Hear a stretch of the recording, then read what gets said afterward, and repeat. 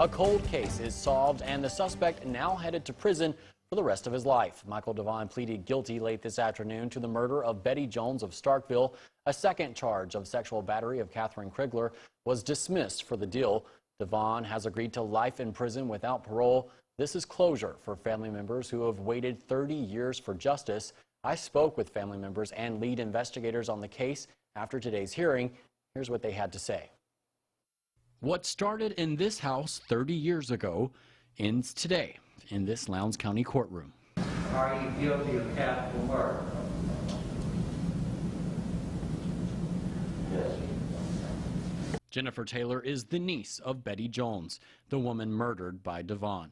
She says this moment has been a long time coming for family members. Anniversaries come and go. Developments maybe start happening and then fall through, but this was done correctly by Bill Lott, Starkville Police Department, but I can't speak enough about Bill Lott. He never gave up. He kept his word, and he saw it through, and he got it done, and the guy got arrested, and today justice has been served. Bill Lott, the lead investigator, says cracking this cold case wasn't easy. Justice delayed is justice denied. 30 years is a long time to wait. I'm so happy for them. Michael Devaughn was arrested 2 years ago thanks to DNA evidence preserved at the crime scene. But Lott says today in court was still hard to believe. He said, "You got your guy." I had heard 50 or 60 no's on DNA that I couldn't accept the fact that I had him. And then my wheels, then I said, "Oh my gosh, you're telling me that I've got him."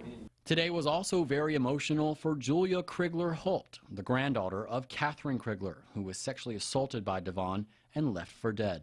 She says she just wanted the opportunity to look Devaughn in the eyes and deliver a message. I didn't think that he would look at me, but I'm so glad. I mean, his eyes and my eyes were there the whole time.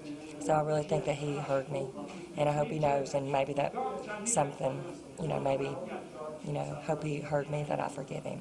Forgiveness, a sentiment that a few people at today's hearing aren't ready for just yet. Just thinking about an 81-year-old grandmother having to be raped after her friend was just murdered. I don't have that grace just yet. Today's sentencing is the result of hard work, determination, and a vow to never give up. The night it happened, I vowed that I would never give up until something was done and this case was solved. My aunt was our family rock. She was a fun-loving, caring woman. We come from an extremely close-knit family, and I wasn't going to let anything go until we could have some sort of resolution. It's been a great day, a great day. Starkville investigators used new resources like Ancestry.com and DNA science at Parabon Labs in Virginia and at the Scales DNA Lab in Jackson to find Devaughn. Tomorrow we speak with former Starkville Police Chief Bud Maxey, former Starkville Police Chief David Lindley, and former Oktibbeha County Sheriff Dolph Bryant about how they worked together to preserve the evidence and how that evidence played a role in bringing this case to a close.